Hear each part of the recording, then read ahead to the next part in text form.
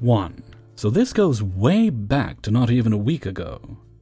I've got a quiet night and me and my buddy are chilling playing cards in the office. From about midnight, this young guy, maybe 19 at a push, comes to the desk. Have you got a lighter I could borrow? His eyes were red and almost completely closed. You could tell he was incredibly high. He even had the faint aroma of weed. No, sorry, I don't. Does anyone have one? No, sorry. Do you have a lighter? No, I don't. Are there any lighters? Unfortunately not. He returns to his room. He comes down every hour and asks the same question. At 4:30 he comes back down, floats around, and then starts asking again. After he finishes, he walks away, then comes back. Oh yeah, someone's trapped in their bathroom. What? Okay, let me grab some stuff. I picked up a toolkit and a coin because I couldn't remember which I needed. Didn't take any longer than 30 seconds. Right, take me to the room. He then takes me to the wrong room. I already knew which room he was in, but didn't realize it was his partner trapped until we went to the wrong room. When we got to his room, she's not trapped. No doors are damaged, everything is fine, except she's pretty angry, yelling about how she was trapped and left on her own. She wanted a refund and yelled at her partner that he ruined her night. She asked if she could talk to me downstairs. I said yes. On my way back down to the desk, I noticed the hallway phone is off the hook. I figured the guy was so high he forgot how to use a phone. The next part is the good bit. After 30 minutes, they both come down. I want my money back. Okay, for what reason? I got locked in the bathroom. Do you have a lighter? I don't have a lighter. And I was in the dark this whole time. Okay, walk me through what happened. I went to the bathroom and was locked in. Were the lights on when you went in? I ask this because the keycard keeps the lights on if it's in the slot. If you remove it, they all go out after 5 minutes. No. Where's that lighter you were talking about earlier? I don't have a lighter. Okay, so you went in the bathroom in the dark, then locked the door. Yes, and I was in there for half an hour in the dark and you didn't. Where's the nearest lighter? I don't know. And you didn't come and help me. I came to you as soon as I was informed your partner came down and asked if I had a lighter. Do you have a lighter? No. 4 times. Then told me you were locked in the bathroom. I grabbed some tools, he took me to the wrong room, then we got to your room. You were not locked in it, and the lights were all on. So I've got no evidence of you being locked in the bathroom in the dark. You even admitted to me that you locked yourself in the bathroom in the dark, so this isn't our problem. Have you got a lighter? No. I need my money back. I haven't got any left, and I'm traumatized. I need my money back. That's your problem. If you really want your money back for this, then I'll have to charge you for the damage to the room because you've been smoking weed in your room. That's not us, it's another room. I wouldn't do that, I have mental problems. I look at the angry girlfriend and the high boyfriend, then back at angry girlfriend. High boyfriend, then angry girlfriend again. Trying to non-verbally say, "Look at him, he's in space right now, don't lie!" I can smell it all the way up to the hallway, and when you opened the door, the intense smell came out. So, am I getting my money back or what? No, you're not. But I need that money. You can't have a refund. If I leave now, can I have the money back? No, you've used your room. This isn't fair. I want money back. Where's the nearest lighter, bro?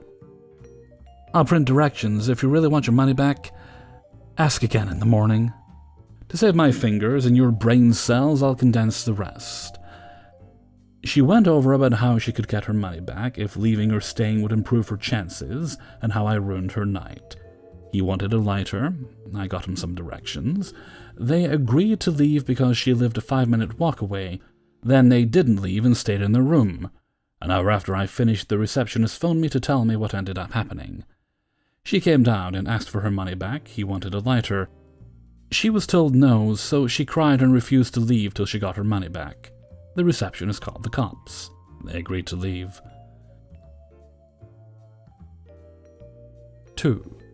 I'm currently working the 4 to 12 tonight at the desk, alone, at a very popular hotel and convention center. Overall, it's been a good night. Great guests, everyone is happy and polite. There's always gotta be just one problem guest, though. At about 7:15, a lady walks in, mid to late 60s probably. She would like a room for tonight.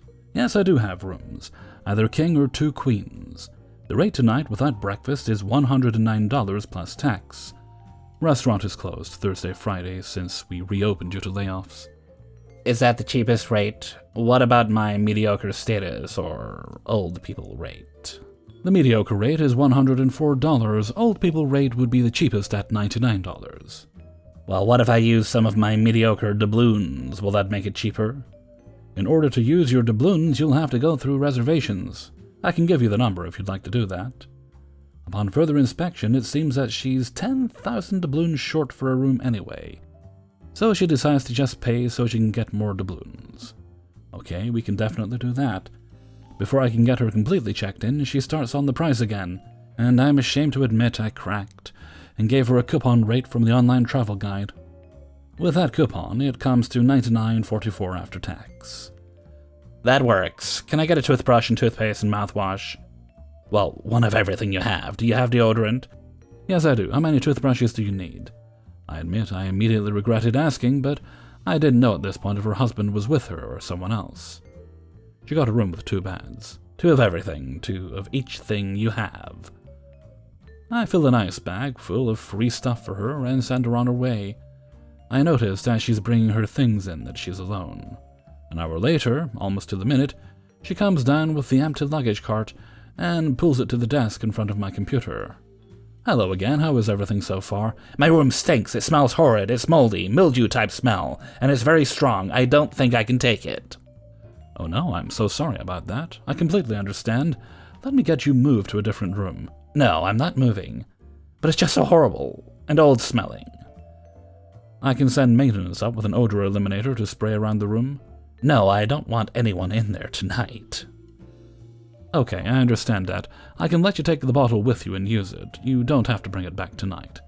No, just make my room cheaper. It stinks, and I don't want to do any of that, so just give me a discount. I'm sorry, I personally cannot do that, because you already have a discounted rate at the cheapest price we offer. I can move you to a room that doesn't smell bad or let you use the odor eliminator, but I'm not authorized to discount a room at that rate when there are solutions available. If you want, you can talk to my manager about it in the morning, but she'll ask why you weren't open to a solution tonight. Okay, where's the restaurant? I directed her to the restaurant and she left. And left her luggage cart right in front of me, blocking the 2 men who were waiting in line behind her. The second man in line was nice enough to pull it back for her while I worked on the other guest reservation. When I got caught up, I called over and warned the bartender. In the restaurant, she demanded 1 of every salad dressing we had, ate 3 servings of free bread, and as many packs of crackers as she could get her hands on. She didn't try to get a discount there, but she did tell the server that she got her meal for free at lunch today. That this particular restaurant where she had lunch doesn't like any complaints and will give her a free meal anytime something isn't right. She also asked for the local chain's address so she could get lunch before leaving town again tomorrow. I've already reported everything to my manager, so she's prepared for the complaint first thing in the morning. I seriously doubt she gets any more of a discount, but we'll see how it goes when I get back tomorrow. Update. When arriving at work today, I learned that our lovely guest did in fact complain this morning at checkout. She tried to say she was not given a discount rate already, but given the regular price, that I refused to help her and she wants her room for free because it smelled bad. The front desk manager told her I offered her several solutions which she refused, and gave her a discounted rate and we could not discount it anymore. She then demanded my front desk manager ask the GM and tell him how she's traveling alone and needs a discount. He said the rate stands. This just made her mad. She had repeatedly called, wanting to talk to the GM herself because she does not believe us. He will call her back when he gets here. I say good luck with that.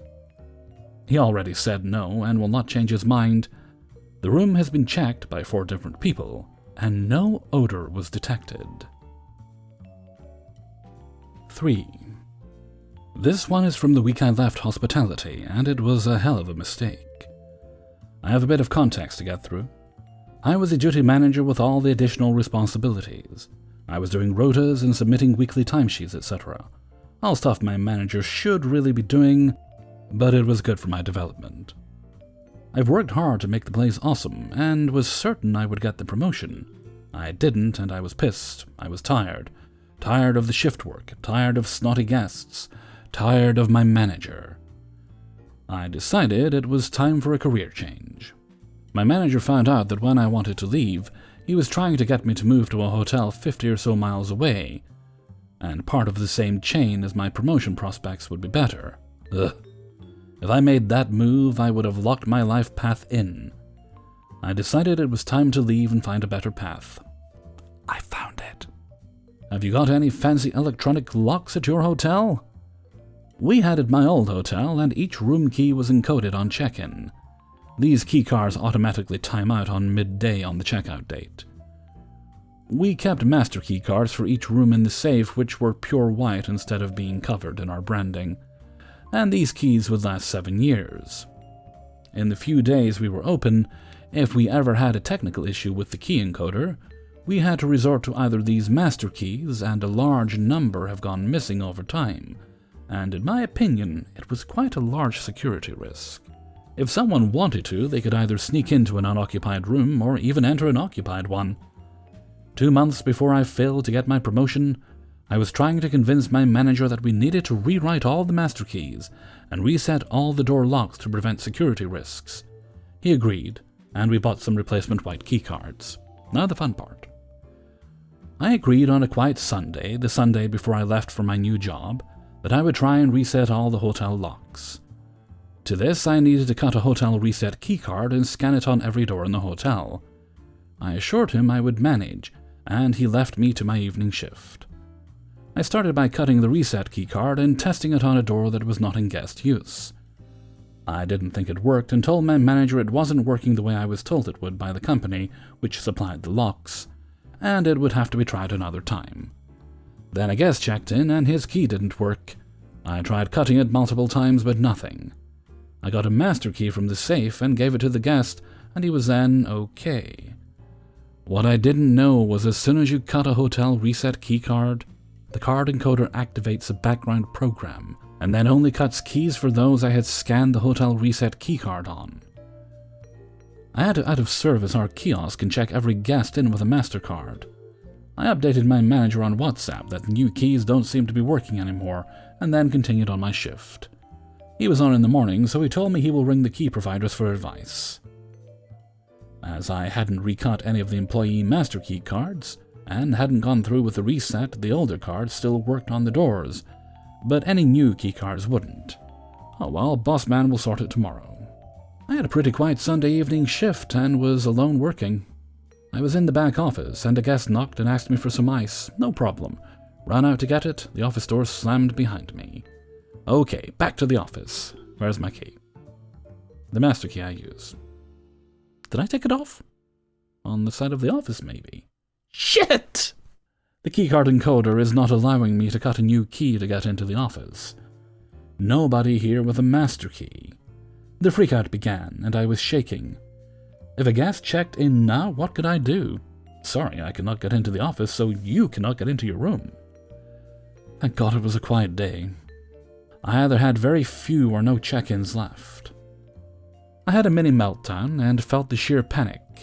I had been a duty manager for ages and always had an idea what to do in any situation, but the first time ever, I had no idea. I was pacing up and down and just felt a little lost. I was nearly crying. I have been screamed at by guests before and not had a problem, but this complete helplessness nearly broke me. I rang my manager. He was amazed I managed to screw up so completely and was a little dumbfounded. He was pretty clueless at what I could do, and he said he would ring me back. I then rang up my dad, who is an absolute legend, who said he may have some tools that can help. He turned up with a crowbar, and with my manager's blessing, proved that even the wood around the security door can break. My hero. I was back in the office and it was time to go home. The night guys arrived by that point, and of course they found it hilarious. They told me at the end of my last shift on Monday they spent some of the night laughing at the CCTV. I ended up staying a little late to watch it with them. The moment that I reached for my key to the office and began to panic, my frantic pacing, my banging on the office door in dismay, my dad breaking into the office with a crowbar. We all had a great laugh about it. My manager got in touch with the keycard company the next day, and they were able to resolve the issue. On my last day, my manager still shook my hand, but said he would have probably had me on a disciplinary if I wasn't already leaving. Honestly, I wouldn't have blamed him. One hell of an exit. A side note, my brother was still working there for about 3 or 4 months after I left, and informed me it took them nearly 2 months to get the office door fixed.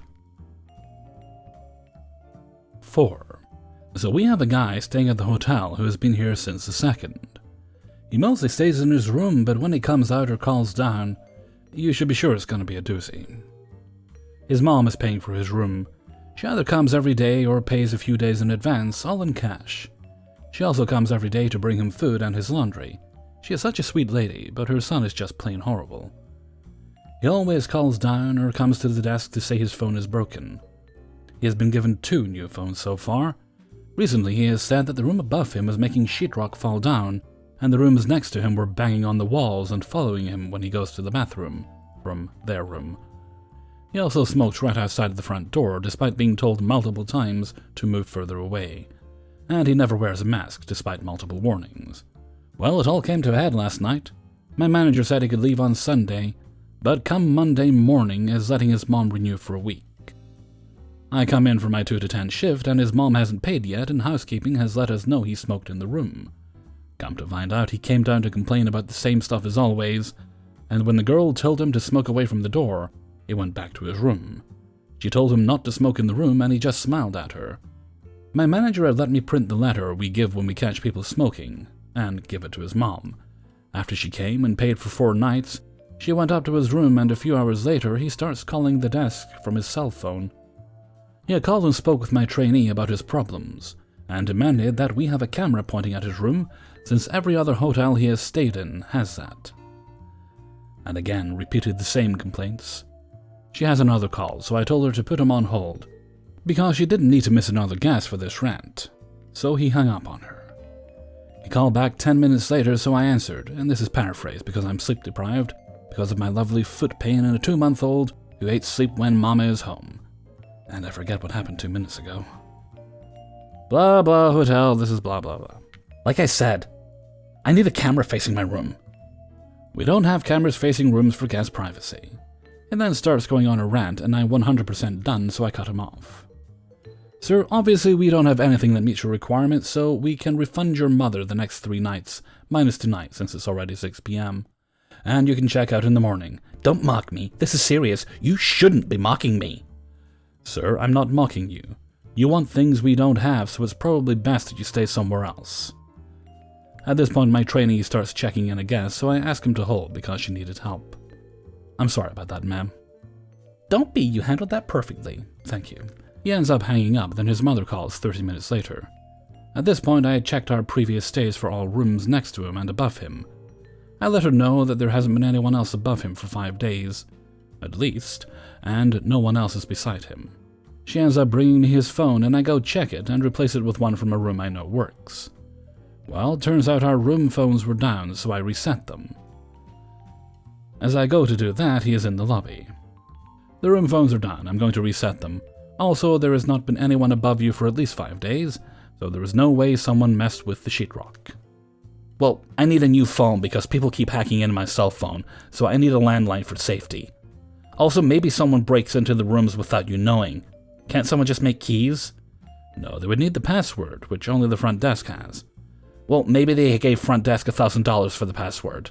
If someone paid me $1,000, I wouldn't be here with a big storm on the way. Well, can I move downstairs since y'all don't have cameras? You can move to this room on the end, but it's a 2-bed, not a 1. But it is slightly in camera. That's as close to cameras on the rooms as we get. Can I get a room closer to the desk? No. Why? They're all rented. That was a lie. Oh, okay. So he agrees to move. I tell him he better not smoke in this room, and let his mom know she wasn't getting her deposit back. He has a huge smug smile on the whole time. After I reset the phones, I checked the one he gave me and it worked. It wasn't working for him even before the phones went out. So them being out wasn't the problem. I took the phone back to his room after he vacated it. I had told him it was perfectly fine, and he said maybe the wire in his room was messed up. I see he had pulled the wire out of its hole, but when I plugged the phone in, it worked fine. We found out from his mom that he is off his meds, so that's why he's being so paranoid. She is basically using our hotel as a mental hospital, because she doesn't want to take care of him more than dropping stuff off for him. Update. Apparently the goal for her is to get a small house for the two of them. 5. Our hotel was working exclusively with classic tour operators offering package tours. So one day we got the information that a last-minute booking would be arriving on the same day. 2 elderly ladies. They arrived. I did check-in, and they went on their merry way. They had a somewhat strange vibe about them, but in general were nothing but 2 nice old ladies. Little did I know that trouble was starting to brew. The next day, I walked in for my usual shift, 4 p.m. till midnight, and my colleague told me that she had gotten a call some 2 hours earlier from a big holiday resort down the road, saying the 2 elderly women had walked into the reception area with one of 4 keys, claiming that they were staying with them. After clarification with my colleague that they were actually staying with us, they were directed towards our establishment. That particular phone call was something like 2 hours before I walked in, so my colleague was quite worried. I told her that I had checked them in the day before and they were a bit strange but otherwise all right. So my colleague laughed, and lo and behold, the 2 old ladies walked in, saying that somehow the other hotel had kicked them out and taken their suitcases to our hotel. No big deal, but they would love to see their new room first. It then clicked. Onset of dementia. I then led them up to the room, the same one they had spent the last night in, and they agreed that this room was far better than the other hotel. I went back down and called their tour operator. Not much help for their part. I went back up and asked them if they would like to contact some family member. They didn't. So I was pondering my next move. Contacting the British consulate was no option because it was closed by then. So I had to wait until the following day. Following day comes, and the 2 old dears were sitting on a sofa in the lobby. My colleague told me that they came down an hour ago asking to speak with me. She told them that they could talk to her, but they declined, insisting that they would only talk to me. After my colleague had left, they stood up and told me that today they wanted to call their families, but didn't know how to make one. This was 1999, so cell phones weren't quite as common. So I got our own phone and dialed the number one of the ladies had given me. Soon as I got an answer, I handed the phone to her, and after many yesies and noes and oh yes, he is such a lovely boy, she handed me the phone. On the other end of the line was her son, and he told me that his mother and his aunt had somehow managed to pack their suitcases, get their passports, escape their care home, not a nursing home, but a home for the elderly, get to the airport, book themselves a package tour to Mallorca with a valid credit card, and end up in our hotel. He was about to come down himself, but he told me that his mother said that there was a nice young gentleman looking after them, me. Well, after much evaluation, I said okay, but that I couldn't watch over them 24/7. Upon which he said that he knew his mother, and that she would listen to people she likes and generally not to worry, since the 2 of them were only in the early stages of dementia. Okay, to cut an already long story short. They had the time of their lives for the 2 weeks they were staying with us. Everybody kept an eye out for them, they always found their way back to our hotel, and always had a smile on their face, always laughing and joking around. I'm so glad that we gave those 2 old dears 2 weeks of joy. Probably the last time in their lives. Hey everybody, Hellfreezer here, and thank you very much for listening to Coahw, number 48. And thank you very much to everybody who allowed me to use their stories in this video. What day is this I'm recording here? I'm a little muddled up. Monday, technically Tuesday. Ooh, there's a Prime thing on Amazon. I have to check to see if there's any stuff I don't want to buy. Okay. I was a good boy this weekend I was a good boy. I was going to wait till next weekend to get my taxes for the 2019-2020 season done. And as I often do, I thought, you know what, I'm sitting here doing nothing. I'm not going to bed for another hour. I could kind of look through and I could do the calculation now. Then I could actually fill all the details out later. And I did that. Then it was, well, I suppose I could just go ahead and do it, which I did. So that's done. I'll just pay whatever's to be paid in January when it's due, because it's not due right now. Anyway, with that, I'm going to head off for now. So until next time, thank you very much for listening, and take very good care of yourselves.